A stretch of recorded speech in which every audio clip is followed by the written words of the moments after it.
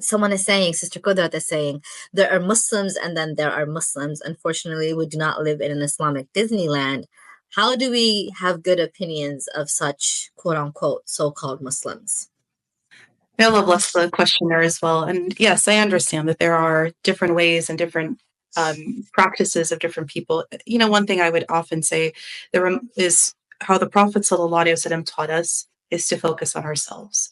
Because the reality is, if you were to focus on your own shortfalls, your own shortcomings, and be less attuned to the other people around you, you would not really have time or space to judge them if you were judging your own self first.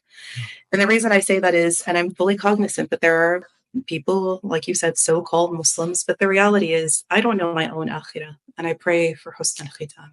I pray for the best of endings. Yeah. I pray that my last day is the best of them. My last words are La ilaha illallah Muhammad Rasulullah. And that's the case for my children and my progeny, ila yawm ad-din. And I have no guarantees other than as much and as best as I can do. And when I think about that, when I put myself in that state of mind, in that frame of mind, nothing else matters.